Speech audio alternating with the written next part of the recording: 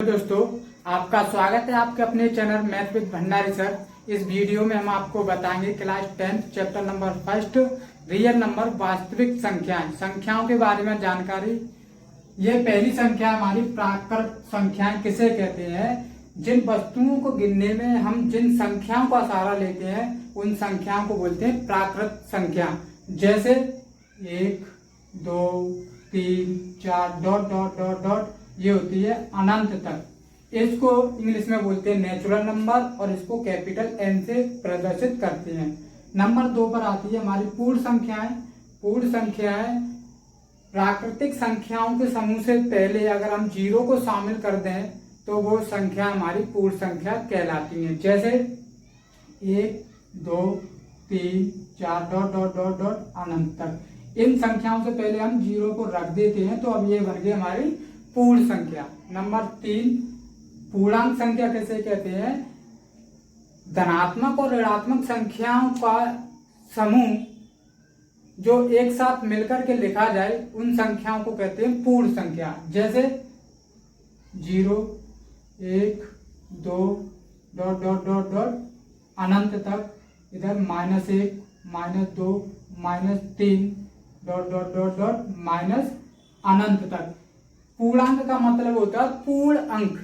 इसमें कोई भी अंक आधा ना हो। जैसे कि 1.3 ये हमारी पूर्ण संख्या नहीं मानी जाएगी क्योंकि इनमें ये पॉइंट लगा हुआ है।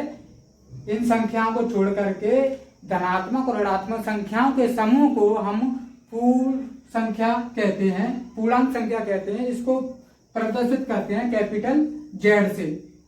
इसके बाद में नंबर आता है परिमेय संख्या। जो संख्या हमारी P/Q के रूप में लिखी हो लेकिन Q नहीं होना चाहिए बराबर 0 के, वे सारी की सारी संख्या हमारी परिमेय संख्या कहलाती हैं। जैसे 1/2 8 है हमारी, इसके नीचे हम 1 मान सकते हैं, ये भी हमारी परिमेय संख्या मानी जाएगी। 0 है, 0 के नीचे हम 1 लिख सकते हैं, ये भी हमारी परिमेय संख्या मानी जाएगी। लेकिन किसी भी संख्या के नीचे अगर हम 0 को रख देते हैं तो ये हमारी परिमेय संख्या नहीं मानी जाएगी। इसको प्रदर्शित करते हैं कैपिटल Q से। इसके बाद में अपरिमेय संख्या कैसे कहते हैं? वे संख्या जो परिमेय नहीं होती हैं वे सारी की सारी संख्या अपरिमेय संख्या कहलाती हैं। कई बार बोर्ड एग्जाम में क्वेश्चन पूछा गया है कि √2 एक कैसी संख्या है, तो ये एक अपरिमेय संख्या है। इसके अलावा दूसरा क्वेश्चन भी कई बार पूछा जा चुका है आपके एग्जाम में, पाई कैसी संख्या है? पाई भी एक अपरिमेय संख्या है। इसके बाद में नंबर आता है वास्तविक संख्या किसे कहते हैं? वास्तविक संख्या उन संख्याओं को कहते हैं जो संख्या परिमेय और अपरिमेय संख्याओं का समूह होता है। यानी परिमेय संख्या और अपरिमेय संख्याओं को मिलाने से जो संख्याएं बनती हैं उन संख्याओं को बोलते हैं वास्तविक संख्या यानी रियल नंबर्स। जैसे 1/2, 2/3 रूट में अगर मैं 16 लिख दूं ये भी हमारी परिमेय संख्या मानी जाएगी। इसमें 0 लिख दूं, √2 लिख दूं, √3 लिख दूं, तो इन संख्याओं का समूह, इन समूह में परिमेय और अपरिमेय दोनों ही संख्याएं शामिल है। इन समूह को बोलते हैं हम वास्तविक संख्या। इसको प्रदर्शित करते हैं कैपिटल R से। इसके बाद नंबर आता है हमारा अभाज्य संख्या किसे कहते हैं? वे संख्याएं जो केवल और केवल स्वयं से कटे अभाज्य संख्या कहलाती हैं। एक से तो सारी संख्या कटती हैं, एक और स्वयं के अलावा किसी और से कोई संख्या ना कटे, वे संख्याएं हमारी अभाज्य संख्या कहलाती हैं। जैसे 2 पेपर में कई बार पूछा गया है कि 2 कैसी संख्या है? यह एक अभाज्य संख्या है। सबसे छोटी अभाज्य संख्या कौन सी होती है? वो होती है 2। ठीक है, ये संख्या स्वयं से ही कटेगी, इसके अलावा किसी और से नहीं कटेगी। 3, 5, 7 डॉट डॉट डॉट ये भी अनंत तक होती हैं।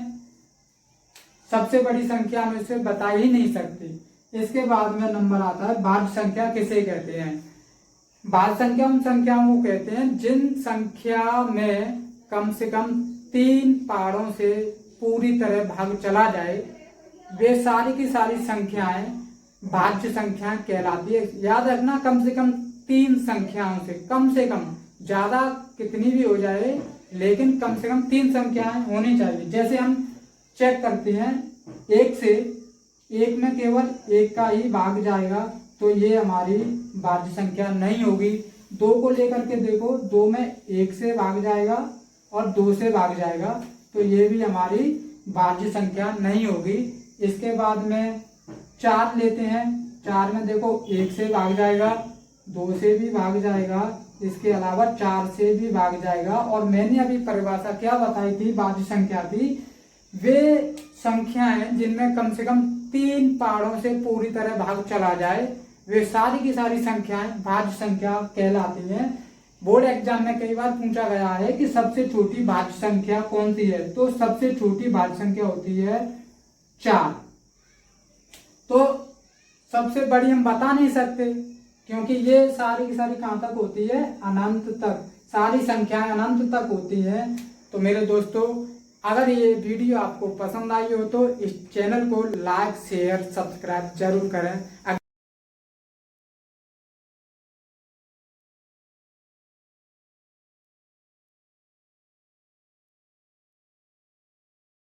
वीडियो में नमस्कार।